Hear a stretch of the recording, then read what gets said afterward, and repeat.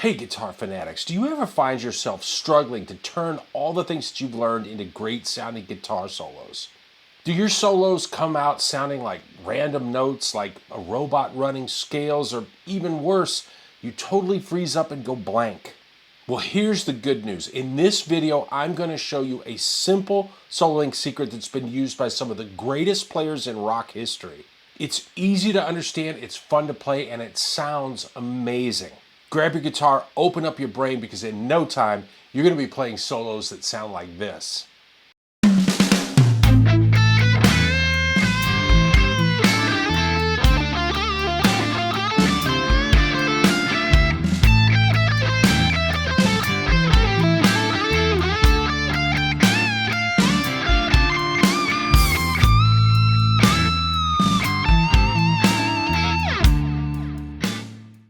So what I just did in that little example, and playing over a backing track that goes from A minor to D minor, I started off with a triad bass lick over the A minor chord, and I'll explain what triad bass licks mean in a minute.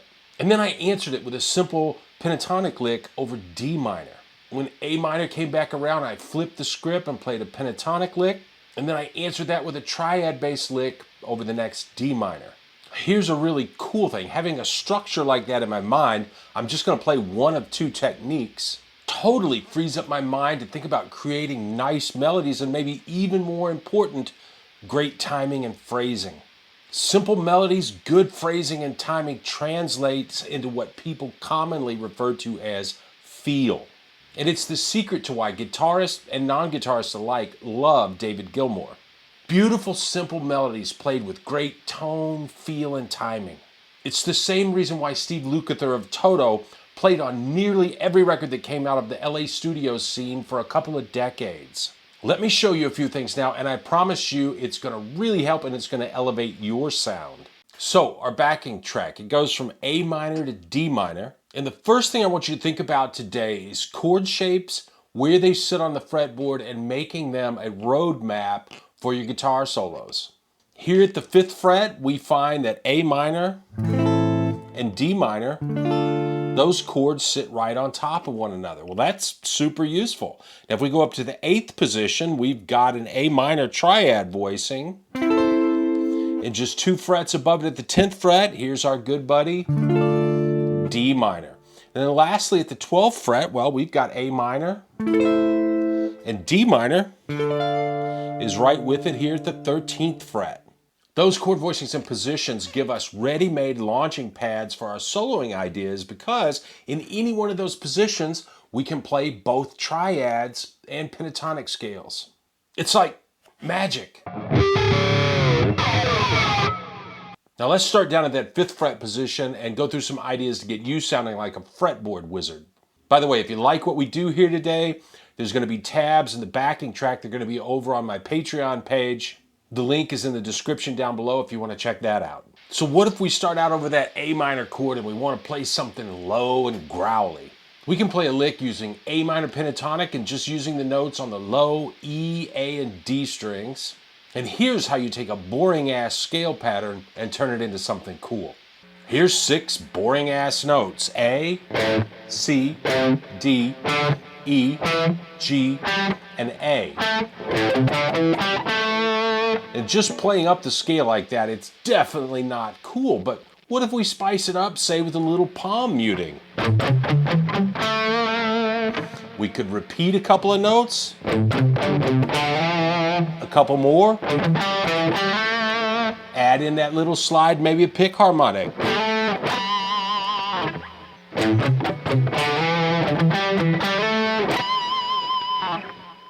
Now we've got a phrase that sounds totally rock and roll aggressive. And I didn't do anything revolutionary or hard. We basically just played right up the pentatonic scale. But it's that simplicity and clarity that then allowed me to focus on some phrasing. Now, our chord changes to D minor, and we've got this D minor triad chord shape right here with the notes D, F, A, D, F, and A. But if we just play up the chord shape, again, we're pulling right from page 1 of the dorky handbook. Once again, let's palm mute. We're going to play D, F, A, and D. And here's how you turn a triad into a triad bass lick. I told you we'd get to that. First of all, I'm going to stop palm muting when I get to that octave F. And then I'm going to add in the G note to give us a little extra melody. And the next note in the triad would be A. But to get up to that A, let's bend up into it to give this lick a little life and emotion. We're going to release it down to the G. We're going to play the F, G again, and even go back to our D root and give that a little pick harmonic.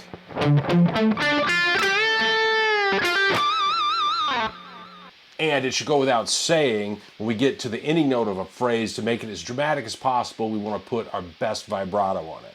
Here's that entire passage over the A minor and D minor chords. I'm going to play it over the backing track. Here we go.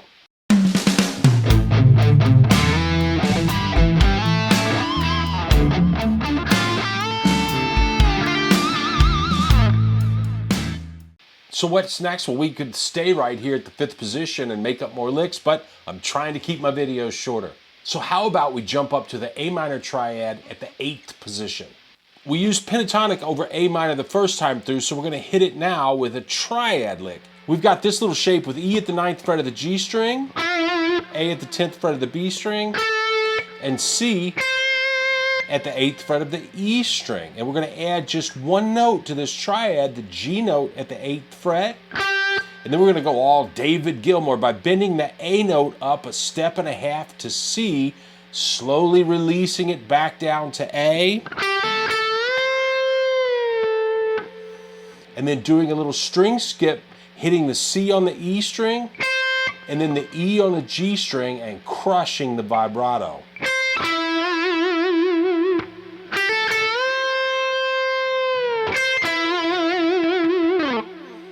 That's a great example of using just a few notes to say a lot. And then over the D minor, we're going to play a pretty savage pentatonic blues lick. Here's the notes we're going to play. We're going to bend the C at the 13th fret up to D, and then run right down the pattern from D on the E string to the G at the 10th fret of the A string. And then we're going to slide into the F at fret 8 and finish on the D at the 10th fret of the low E.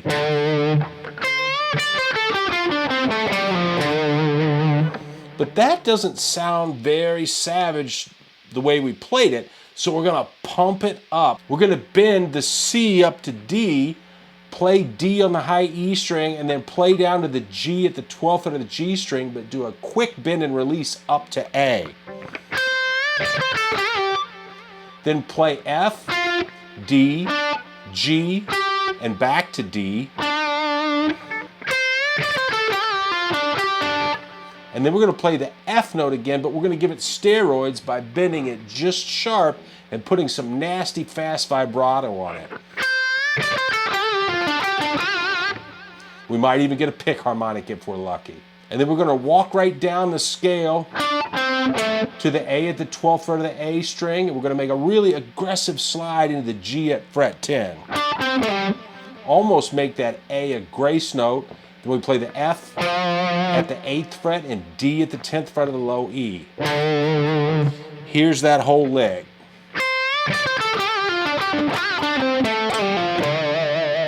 One more time.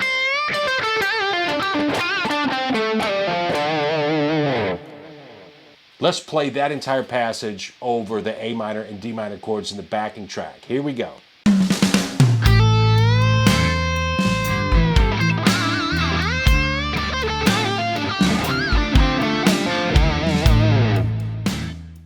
Okay, you're getting the hang of this. We're taking two pretty simple ideas, alternating between pentatonic licks and triad licks. And because they're simple, we're able to dress them up and rock them out with some pretty intense phrasing.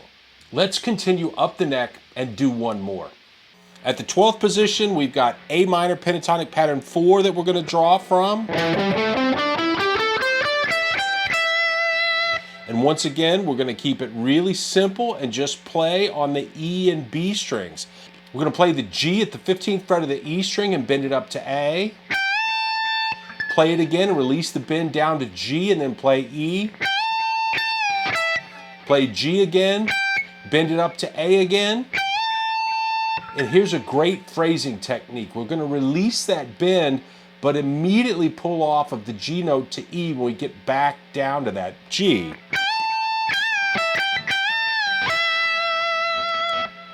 Then we're going to play the D at fret 15 of the B string, bend it up to E and release it.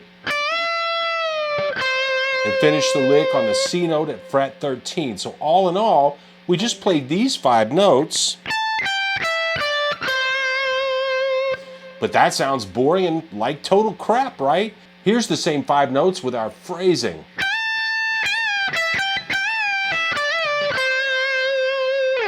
Pretty awesome. Now over the D minor, we're going to bass a lick around this triad shape. And I'm going to use one of my favorite tricks, which is to play pedal point licks off one of the notes of the triad. Actually, in this lick, we're going to do that twice. The first part, we're going to use the A at the 4th fret of the G string as our pedal tone. We're going to play A, D, A, E, A, and then the E bent up to F. And then we're going to release it back to E and play the D note. And then we're going to use D as a pedal tone. We're going to play D and F, D and G, D, and then we're going to bend that G up to A, release it back to G and play the F at fret 13. And then we're going to jump up to the C at fret 20 and bend it up a whole step to D with our best bent note vibrato to finish the lick with something really dramatic. Here's that entire lick.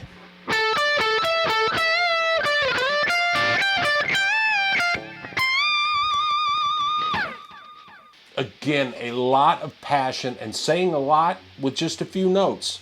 Let's play that entire passage over the backing track.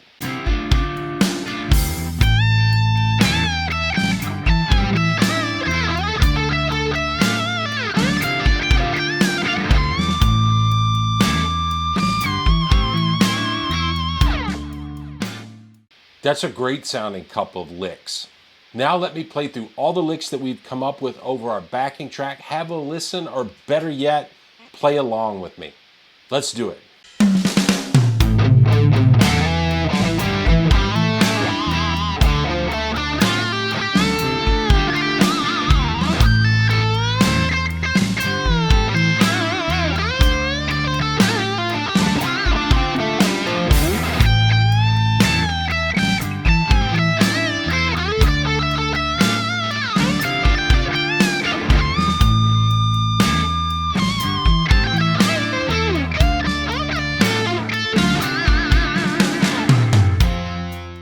So there you have it, a crazy simple approach to guitar soloing where we've taken away a lot of that indecision that we can get paralyzed by stripping things down to using just 2 techniques and doing call and response with triad-based licks and pentatonic scales.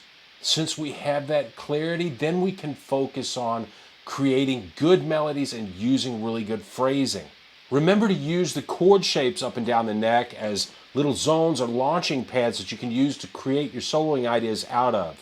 Those chord shapes can act as a roadmap to help you navigate up and down the neck. So I hope this video will really help you with your guitar soloing. Again, I'm trying to keep things shorter and a little more simple so that you've got action items that you can put to use immediately. Best of luck with your playing and your music. I'll see you again soon. Bye.